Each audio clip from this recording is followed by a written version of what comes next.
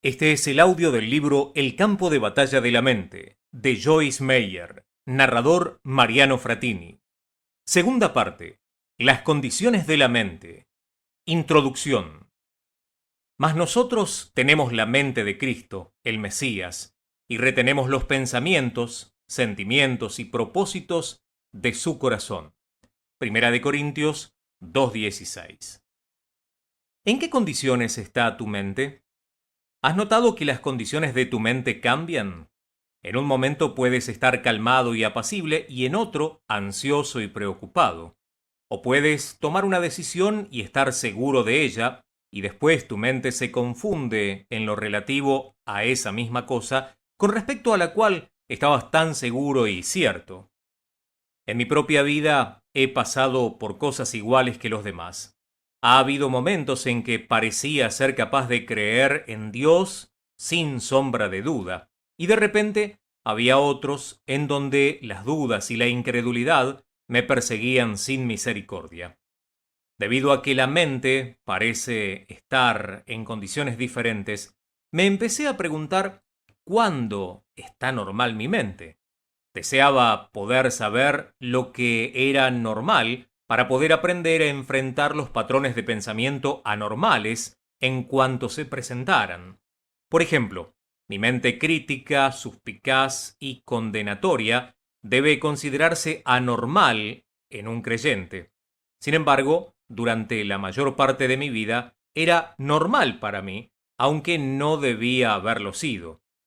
Era a lo que yo estaba acostumbrada, y aunque mis pensamientos estaban muy equivocados y me estaban provocando muchísimos problemas en mi vida, yo no sabía que algo andaba tan mal en esta forma de pensar. No sabía qué era lo que podía hacer, por lo menos con respecto a mi modo de pensar. Era creyente y lo había sido durante años, pero nada me habían enseñado acerca de mi forma de pensar o qué condiciones debía tener mi mente ya siendo creyente. Nuestras mentes no nacen de nuevo con el nuevo nacimiento. Tienen que ser renovadas. Romanos 12:2. Como ya hemos dicho en varias oportunidades, la renovación de la mente es un proceso que toma tiempo. No te sientas desolado, aunque cuando leas la siguiente parte del libro, o en este caso la escuches, y descubras que la mayor parte del tiempo tu mente está en una condición anormal para alguien que declara que Cristo es su Salvador. Reconocer el problema es el primer paso hacia la recuperación. En mi propio caso, empecé a tomar mucho más en serio mis relaciones, así, con el Señor, desde hace varios años, y fue en aquel tiempo que Él empezó a revelarme que muchos de mis problemas tenían sus raíces en la manera errada de pensar. Mi mente estaba revuelta. Dudo que haya estado alguna vez en condiciones en que debió haber estado, y si lo estuvo, no fue por mucho tiempo. Me sentía abrumada cuando empecé a ver a cuántas cosas erróneas era adicta. Intentaba echar a un lado los pensamientos equivocados que me venían a la mente, y estos volvían de inmediato. Pero a poco llegaron la libertad y la liberación. Satanás combatirá agresivamente contra la renovación de la mente, pero es vital que sigas inexorable hacia adelante y permanezcas orando y estudiando este asunto hasta que obtengas una victoria contundente. Cuando tu mente está normal, se supone que vague por todas partes y tú debes ser capaz de enfocarla en lo que estás haciendo. ¿Deberías estar alterado o confundido o apacible o razonablemente seguro en la dirección en la que debería estar dándose todo en tu vida?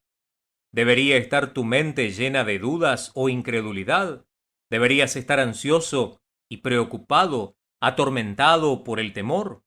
¿O el privilegio de ser un hijo de Dios es escuchar y echar todas las cargas sobre Él? Así lo dice Primera de Pedro 5:7. La palabra de Dios nos enseña que tenemos la mente de Cristo. ¿Cómo crees que haya sido su mente cuando vivía en la tierra? No solo como hijo de Dios, sino también como hijo del hombre. Prosigue orando sin desmayar hacia la siguiente parte del campo de batalla de la mente. Creo que te abrirá los ojos ante los patrones del pensamiento anormales y también aquellos que son normales, para quien es en definitiva un discípulo de Jesús y está determinado a andar victorioso. Capítulo 8. ¿Cuándo está normal mi mente? Porque yo siempre oro, pidiendo que el Dios de nuestro Señor Jesucristo, el Padre de gloria, os dé el espíritu de sabiduría y de revelación, de discernimiento de los misterios y los secretos, en un mejor, más profundo e íntimo conocimiento de Él. Mi oración es que los ojos de vuestro corazón sean iluminados, para que sepáis cuál es la esperanza de su llamamiento, cuáles son las riquezas de la gloria de su herencia en los santos, apartados para Él. Efesios 1, 17 y 18. Observa que Pablo ora para que tú y yo ganemos sabiduría al tener los ojos de nuestro corazón iluminados. Basada en este tipo de cosas que he estudiado, interpreto los ojos del corazón como la mente. ¿En qué condición debería estar nuestra mente como cristianos? En otras palabras, ¿cuál sería el estado normal de la mente de un creyente? A fin de contestar esta pregunta tenemos que buscar en diferentes funciones de la mente y también el espíritu. De acuerdo con la palabra de Dios, la mente y el espíritu trabajan juntos. Esto es lo que yo llamo el principio de la mente ayudando al espíritu. Para comprender mejor este principio, veamos ahora en la vida de un creyente este ejemplo. El principio del espíritu-mente. Porque entre los hombres, ¿quién conoce, percibe y entiende los pensamientos de un hombre, sino el espíritu del hombre que está en él? Asimismo, nadie conoce, percibe y comprende los pensamientos de Dios, sino el Espíritu de Dios. Primera de Corintios, capítulo 2, versículo 11. Cuando una persona recibe a Cristo como su Salvador personal, el Espíritu Santo viene a vivir dentro de ella. La Biblia nos enseña que el Espíritu Santo conoce la mente de Dios, tal como el espíritu de esta persona dentro de sí es el único que conoce sus pensamientos. Asimismo, el Espíritu de Dios es el único que conoce la mente de Dios. Puesto que el Espíritu Santo vive en nosotros, y ya que Él conoce la mente de Dios, uno de sus propósitos es revelarnos la sabiduría y la revelación de Dios. Esa sabiduría y esa revelación se la imparte a nuestro espíritu, y nuestro espíritu entonces ilumina los ojos de nuestro corazón, que es la mente. El Espíritu Santo hace esto para que podamos entender desde un nivel práctico lo que nos está ministrando espiritualmente. ¿Normal o anormal? Como creyentes somos espirituales y también somos naturales. Lo natural no siempre entiende lo espiritual. Por lo tanto, es vitalmente necesario que nuestras mentes sean iluminadas en lo que respecta a lo que está sucediendo en nuestro espíritu. El Espíritu Santo desea traernos esta iluminación, pero la mente con frecuencia se pierde lo que el Espíritu está intentando revelarle porque está demasiado ocupada. Una mente que está demasiado ocupada es anormal. La mente es normal cuando está descansando, no en blanco, sino descansando. La mente no debe llenarse de razonamientos, preocupaciones, ansiedades, temores y cosas así. Debe estar en calma, tranquila y serena. Mientras adelantamos en esta segunda parte del libro, dice Joyce Meyer, observarás muchas condiciones anormales de la mente y posiblemente las reconozcas como condiciones frecuentes en tu propia mente. Es importante entender que la mente necesita ser mantenida en la condición normal descrita en este capítulo. Compararla con la condición usual de nuestras mentes y verás con qué frecuencia el Espíritu Santo nos revela tan poco y por qué demasiado a menudo sentimos que nos falta sabiduría y también discernimiento. Recuerda que el Espíritu Santo intenta iluminar la mente de los creyentes, da información de Dios al espíritu de la persona, y si el espíritu y la mente se están ayudando el uno al otro, la persona puede andar en la divina sabiduría y discernimiento. Pero si su mente está demasiado ocupada, se perderá lo que el Señor está tratando de revelarle mediante su espíritu. La vocecita apacible.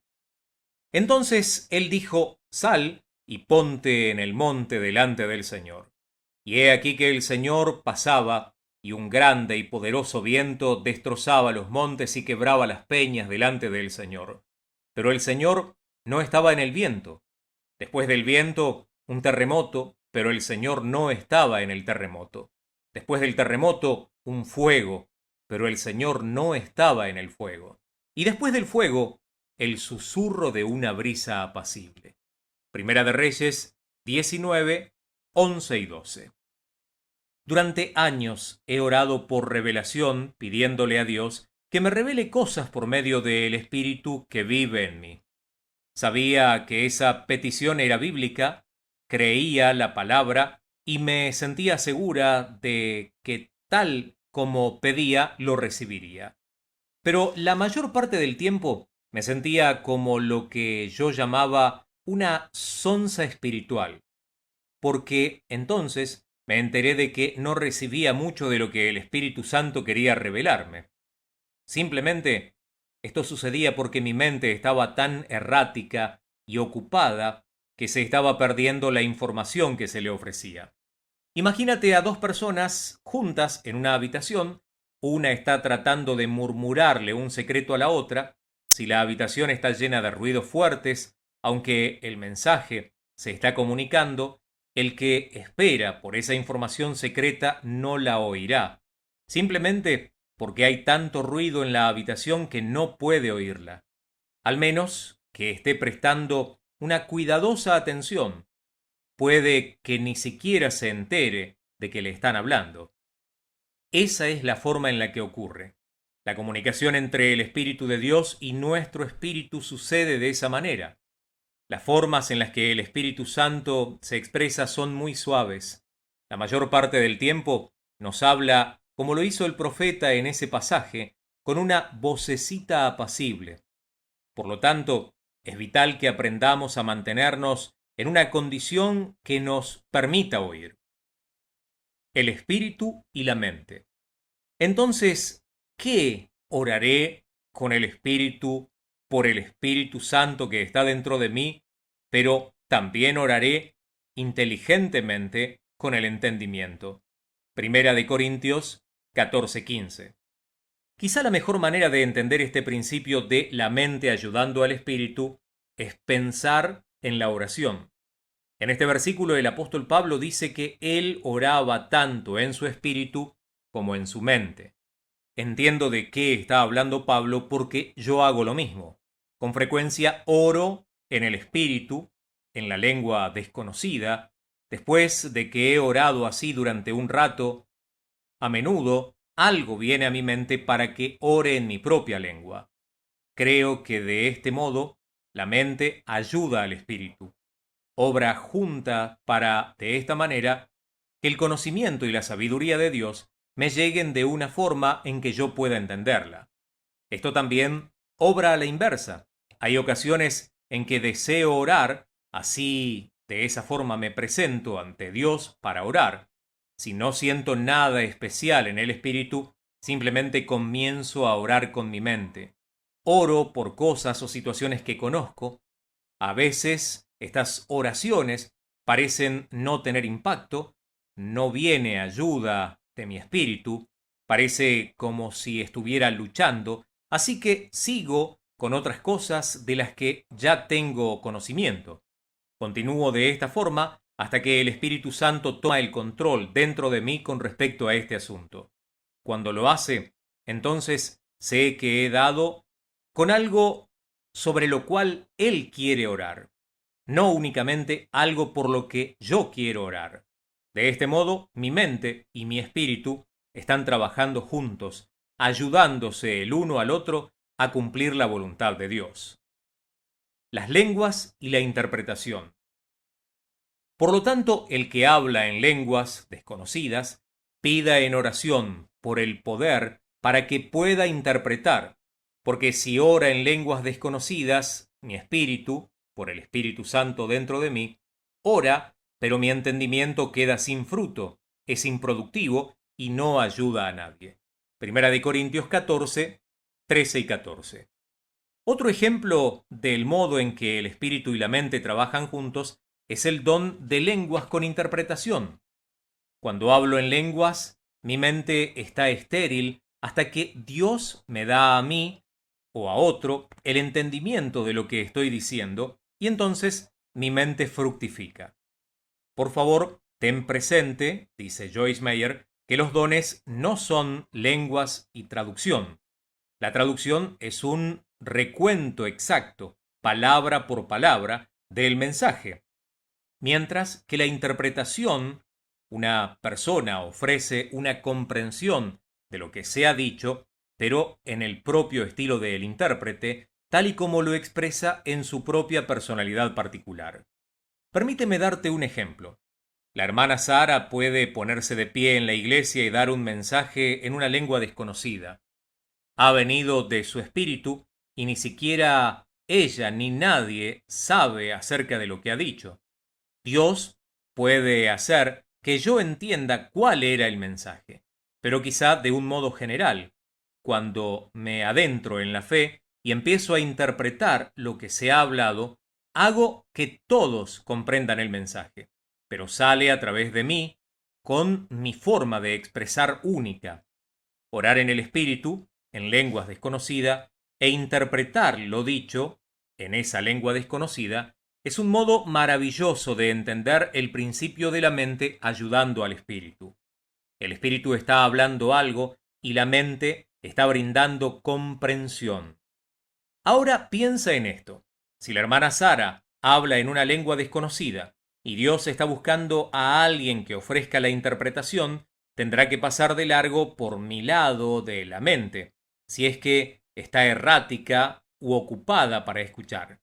Aunque él tratara de darme la interpretación y yo no la recibiría, la situación sería infructífera.